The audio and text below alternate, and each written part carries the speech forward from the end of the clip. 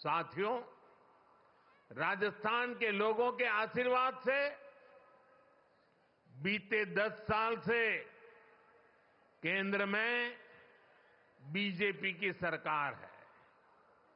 इन 10 सालों में हमने देश के लोगों को सुविधाएं देने, उनके जीवन से मुश्किलें कम करने पर बहुत जोर दिया है। आजादी के बाद के 5-6 दशकों में कांग्रेस ने जो काम किया, उससे ज्यादा काम हमने 10 साल में करके दिखाया है। आप राजस्थान का ही उदाहरण लीजिए। पानी का महत्व राजस्थान से बेहतर भला कौन समझ सकता है। यहां कई क्षेत्रों में इतना भयंकर सूखा पड़ता है, वहीं दूसरी तरफ कुछ क्षेत्रों में हमारी नदियों का पानी बिना उपयोग के ऐसे ही समंदर में बहता चला जा रहा है। और इसलिए ही जब अटल बिहारी वाजपेयी जी की सरकार थी, तो अटल जी ने नदियों को जोड़ने का विजन रखा था। उन्होंने इसके लिए एक विशेष कमेटी भी बनाई। मकसद यही था कि जिन नदियों में जरूरत से ज्यादा पानी है, समुद्र में बह रहा है, उसको सूखाग्रस्त क्षेत्रों तक पहुंचाया जा सके। इससे बाढ़ की समस्या और दूसरी तरफ सूखे की समस्या, दोनों का समाधान संभव था।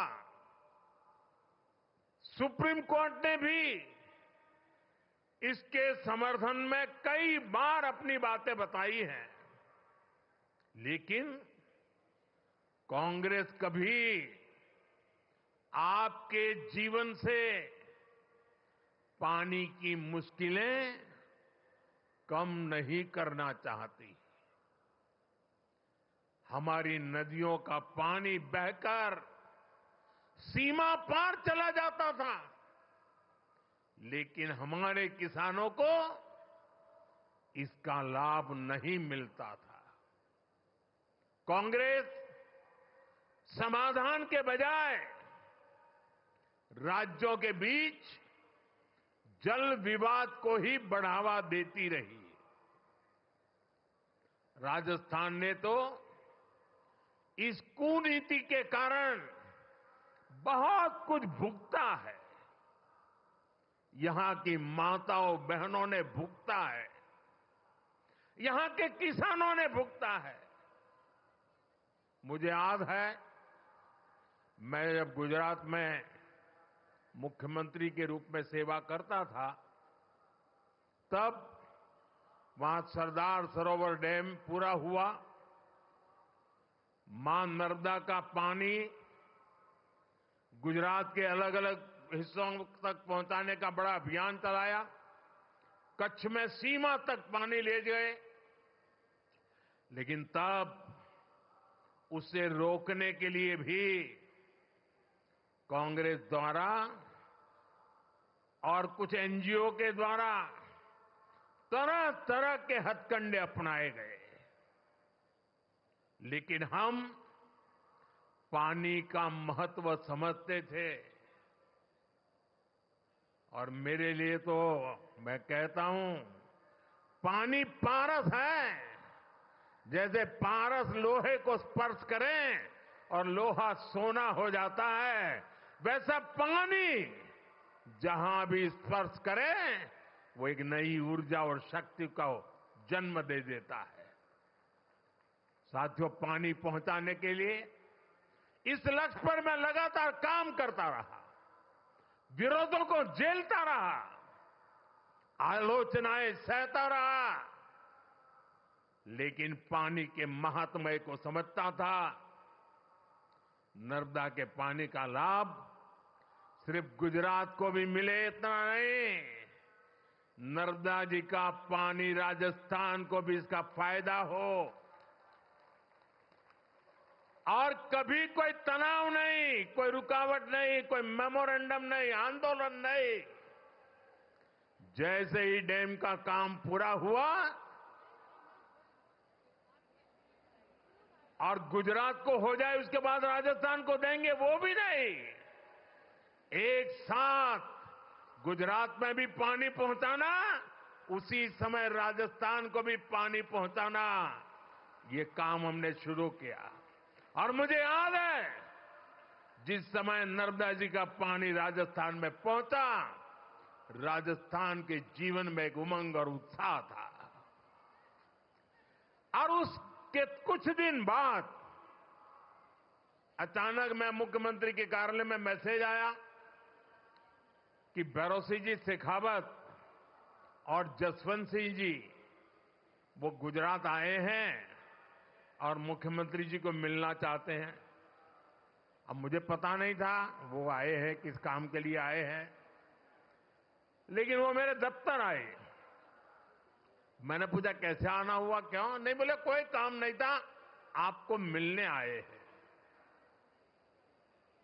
मेरे वरिष्ठ नेता थे दोनों। भैरों जी की तो उंगली पकड़ करके हम कई लोग बड़े हुए हैं। और वो आकर के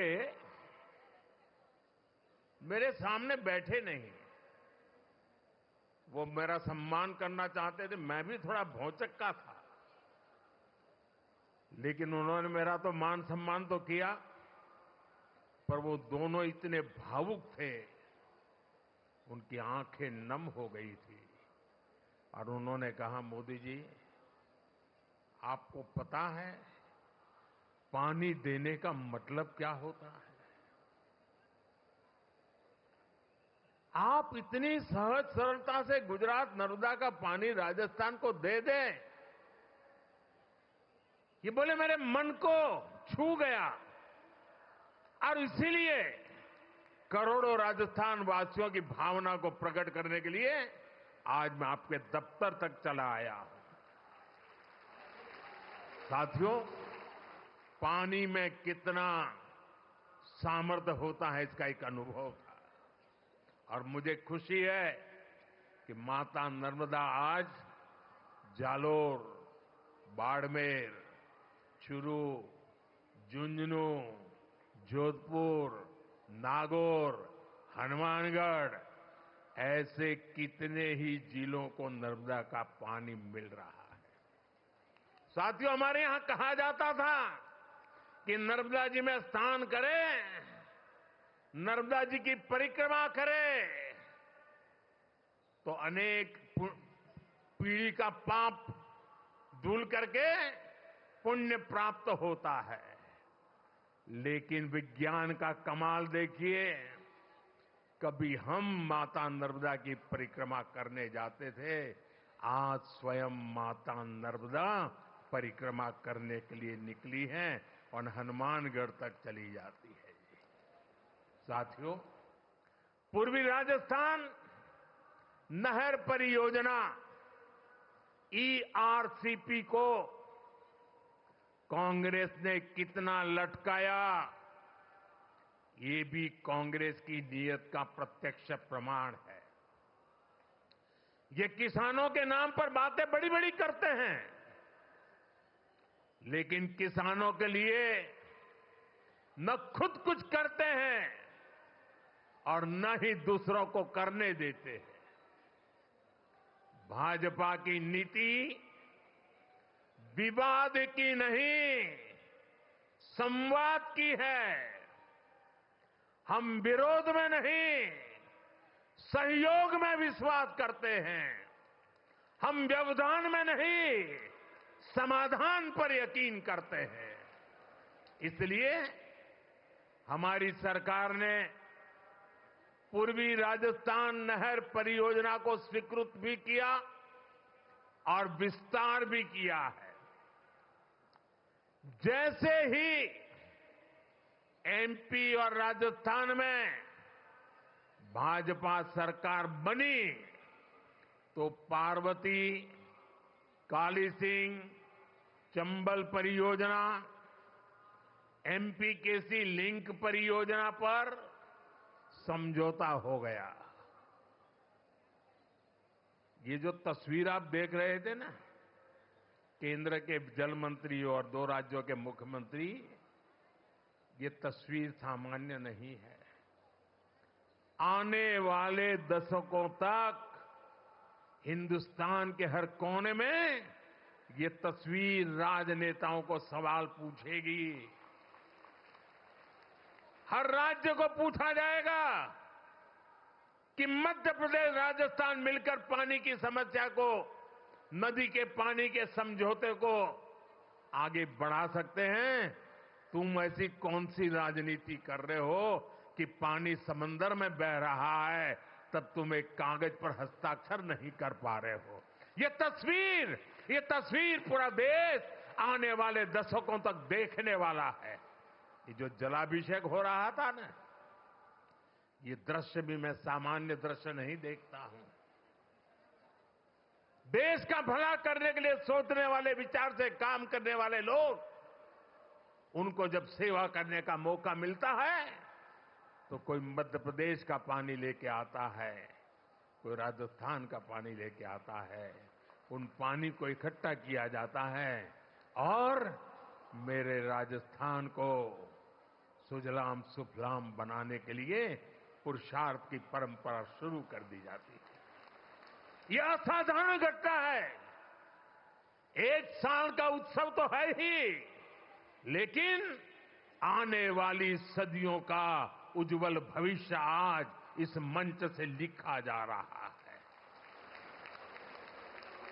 इस परियोजना में चंबल और इसकी सहायक नदियां पार्वती, काली सिंह, कूलो, बनास, बाणगंगा, रुपरेल, गंभीरी और मेज जैसी नदियों का पानी आपस में जोड़ा जाएगा।